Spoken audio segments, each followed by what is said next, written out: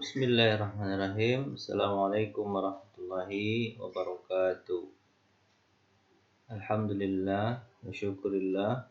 Salatu wassalamu ala rasulillah. Wala hawla wala quwata illa billah. Alhamdulillah, pada hari ini kita bisa bertemu dalam mata kuliah Ulumul Quran. Buku yang dipakai adalah buku Mabahis fi Ulumil Quran, tulisan Syekh Al-Manna Al-Qattan. Pertama, dalam bab ini dibahas tentang Al-Quran. Karena pelajarannya ilmu Quran. Ilmu-ilmu yang berdasarkan Al-Quran. Kita pelajari dulu apa itu Al-Quran. Al-Quran adalah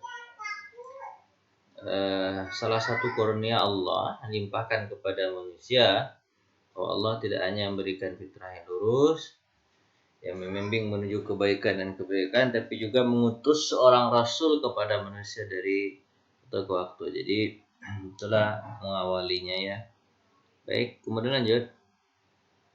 Setiap nabi itu diutus kepada kaumnya secara khusus, sedangkan aku diutus kepada seluruh umat manusia. Kitab Bukhari, Muslim.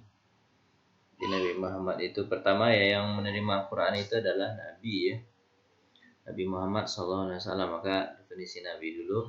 Terus, Wan itu bukanlah bapa dari kalian antara kamu, tapi dia adalah San Allah, penutup para Nabi.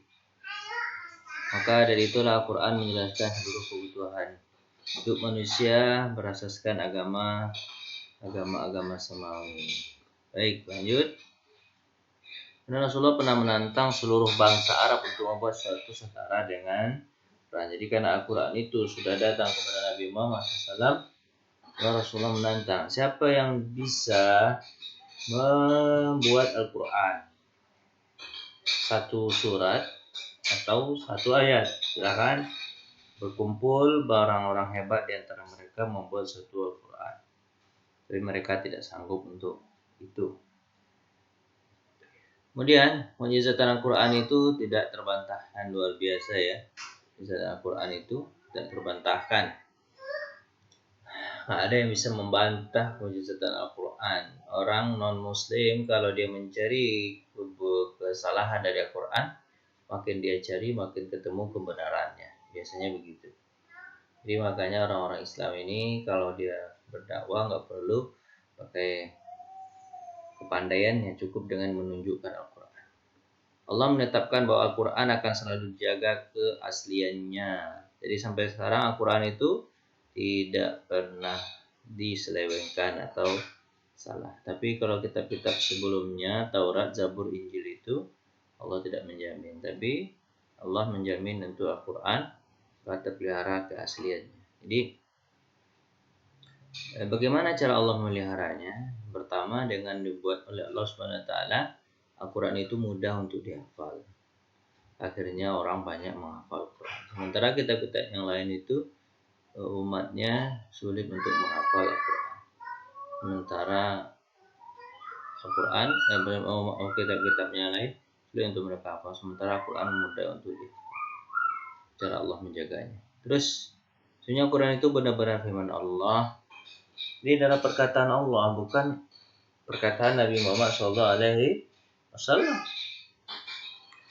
Ini dibawa oleh utusannya, Sayyidina Jibril alaihissalam, memiliki kekuatan, memiliki kedudukan yang tinggi di sisi Allah, yang memiliki arsy, yang di sana di alam malaikat dia taati dan dipercaya Quran itu. Dan teman Muhammad itu bukanlah orang-orang gila. Muhammad itu bukan orang gila, dan sungguh dia adalah Muhammad telah melihatnya Jibril di ufuk yang tinggi, dan Muhammad itu bukanlah orang yang kikir, melainkan berangkan engkau. Jadi di Muhammad itu diceritakan bahwa Al-Quran itu adalah dari Allah. Kenapa? Karena Nabi Muhammad sendiri contohnya ya, ketika kepengen wahyu itu turun, kalau memang dari Nabi Muhammad tentu Al-Quran itu langsung bisa dibuat sama dia. Tapi Nabi Muhammad menunggu dulu Al-Quran itu datang. Berarti Al-Quran itu memang dari Allah SWT. Lanjut. Dan ini sesungguhnya Al-Quran sangat mulia, dan kitab yang terpelihara di Lauh Mahfuz, Waqiah ya. Tidak ada yang menyentuhnya selain hamba-hamba yang disucikan, yang musyrik dan mutahharun. Sebenarnya kamilah yang menurunkan Al-Quran, dan pasti kami pula yang memeliharanya. Allah memelihara. Kemudian dan Al-Quran bukan berlaku bagi manusia, tapi juga bangsa jin. Jin juga, ini hebatnya. Al-Quran diturunkan kepada manusia, tapi jin belajar kepada manusia, menandakan bahwa manusia itu lebih mulia daripada bangsa jin. Agak cepat ya. Dengan banyak keistimewaan yang dimiliki oleh Al-Quran, mampu mengatasi berbagai persoalan manusia di segala aspek bidang kehidupan secara bijak, baik di bidang spiritual, jiwa, raga, sosial, ekonomi. Jadi semuanya ada di dalam Al-Quran. Jadi nggak perlu lagi sebenarnya orang Islam itu mencari-cari metode kehidupan yang sesuai dari barat maupun dari timur ya. Yang penting itu adalah melihat Al-Quran. Nabi Muhammad dulu membangun sebuah negara dalam waktu yang sangat singkat, hanya 10 tahun bisa menguasai 7 negara. Seluruh jazirah Arab itu dikuasai oleh Nabi Muhammad SAW. Baik, tapi kebanyakan mereka datang menyerahkan diri ya, karena melihat bahwa perkembangan Islam dan kaum muslimin itu bagus. Apa negaranya? Arab Saudi. Kalau sekarang disebut negara ya. Dulu daerah-daerah. Arab Saudi, Yaman, Oman, Uni Emirat Arab, Qatar, Kuwait, Bahrain. Itu 7 negara itu masuk ke dalam Islam secara tunduk dan berbondong-bondong. Al-Quran Izaja Anasrullahi wal Fath. Itu suratnya. Berbondong-bondong 7 negara.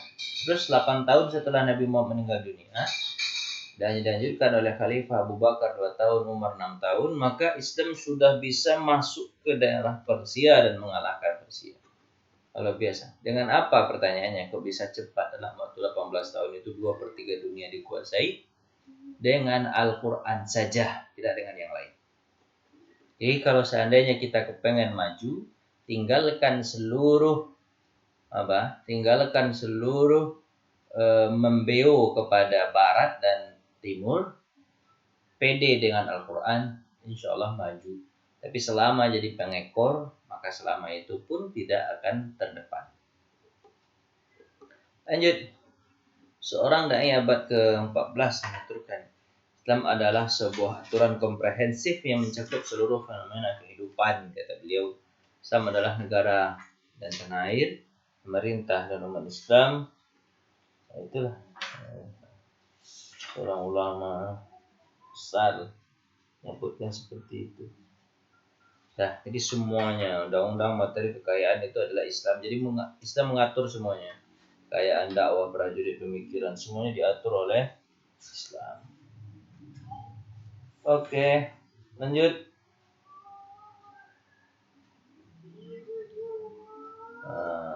Ini perkataan, tahu kalian ya, perkataan Hasan al-Banna ya. Perkataan Hasan al-Banna ini. Kemudian lanjut. Definisi Al-Quran. Al-Quran definisinya adalah yang pertama, qara'a, yaitu menyatukan dan menggabungkan. Jadi Al-Quran itu menggabungkan seluruh aspek kehidupan ada di dalamnya. Qira'ah, menggabungkan huruf-huruf dan kata-kata sama yang satu dengan sama yang lain yang dibaca. Jadi qira'ah digabungkan. Kemudian Quran kalau definisi bahasa ini, tapi definisi istilahnya kalam Allah atau perkataan Allah diturunkan kepada Muhammad dan membacanya merupakan bentuk ibadah. Inilah Al-Quran. Turunkan melalui Jibril kepada Nabi Muhammad secara mutawatir. Itu definisi yang panjang-panjang ya. Kalian tahu itu ya definisinya. Kita cepat aja, itulah disebut dengan Al-Quran. Nama-nama Al-Quran yang lain, Al-Quran itu ada namanya Al-Quran, Quran juga menyebut Alkitab, Furqan, pembeda, ada zikir, selalu diingat-ingat, kemudian At-Tanzil yang diturunkan dari Allah, dan lain-lain namanya, ada 15 ya, saya sebutkan. Tapi sifat-sifatnya hampir mirip dengan namanya, ada nur, cahaya, kemudian petunjuk, hudan ya, menyembuh, syifa, rahmat, nasihat, ada kitab penuh berkah, istilah-istilah ada kitab yang menjelaskan, kabar gembira, kitab-kitab yang mulia, kitab-kitab yang agung, ya, membawa berita gembira dan peringatan. Ini sifat-sifat Al-Quran. Perbedaan Al-Quran dengan hadis Qudsi dan hadis Nabawi. Al-Quran itu diturunkan dari Allah, dituliskan dalam Al-Quran. Sementara hadis Qudsi diwahyukan oleh Allah Subhanahu wa taala tapi tidak dituliskan di dalam Al-Quran. Itu hadis Qudsi disampaikan oleh Nabi Muhammad SAW. Kemudian hadis Nabi Muhammad SAW adalah hadis berupa ra'yu atau penjabaran Rasulullah SAW terhadap Al-Quran disampaikan oleh Nabi SAW, jadi berupa hadis. Hadis ini bisa berupa qauli, fi'li, dan takriri, perkataan, perbuatan, dan ketetapan Nabi Muhammad SAW. Jadi itulah Al-Quran. Al-Quran itu diturunkan Allah dan dituliskan dalam Al-Quran. Sementara hadis Qudsi diwahyukan Allah tapi tidak dituliskan di dalam Al-Quran. Itu bedanya. Pada hadis Nabawi adalah ijtihad Rasulullah SAW untuk menjelaskan Al-Quran itu, kemudian dia berupa perkataan, perbuatan, dan ketetapan. Lanjut, itulah bedanya. Dari hadis perkataan, perbuatan, ketetapan yang disandarkan kepada Nabi. Hadis Qudsi perkataan yang disandarkan kepada Allah Subhanahu wa taala. Berbedanya. Sementara Al-Quran tadi apa? Perbedaan Al-Quran dan hadis Qudsi. Al-Quran adalah kalam Allah, diwahyukan surah dengan lafalnya. Dengan lafal, sementara di Qudsi tidak pakai lafal ya. Nah, kemudian Al-Quran hanya dinisbahkan kepada Allah sehingga dikatakan Allah berfirman. Kemudian seluruh isi Al-Quran dinukil secara mutawatir sehingga Al-Quran sumbernya bersifat absolut, sementara hadis Qudsi sebagian besar berupa hadis-hadis ahad ya, tidak mutawatir ya. Sumber bersifatnya relatif, kadang sahih, bisa hasan, bisa dhaif. Al-Quran berasal dari Allah baik lafaz maupun makna. Sementara hadis Qudsi maknanya dari Allah, lafaznya dari Nabi. Membaca Al-Quran bernilai ibadah, sementara hadis Qudsi tidak beribadah kecuali diamalkan. Perbedaan Al-Quran dengan hadis Nabawi. Hadis Nabawi dibagi dua. Hadis tauqifi, ketetapan yang kandungan diterima oleh Rasulullah SAW dijelaskan kepada para sahabat. Taufik dari Allah SWT, hadis yang disampaikan Rasulullah kemudian terhadap Al-Quran. Nah, hadis Qudsi maknanya berasal dari Allah, disampaikan oleh salah satu cara penyampaian wahyu, bukan secara khusus. Adapun lafal yang berasal dari perkataan Rasulullah SAW itulah hadis Qudsi. Jadi maknanya dari Allah, sementara lafalnya dari Nabi Muhammad SAW. Itu disebut hadis Qudsi. Dah, sampai di situ dulu pelajaran kita untuk sore hari ini. Untuk sekedar pengingat dulu ya, untuk sekedar penisi dulu, belum masuk kepada hal yang lebih spesifik lagi. Terima kasih atas perhatian. Mohon maaf atas segala kurangan. Mohon maaf. Kita tutup dulu dengan bacaan hamdalah. Alhamdulillahirabbil alamin. Assalamualaikum warahmatullahi wabarakatuh.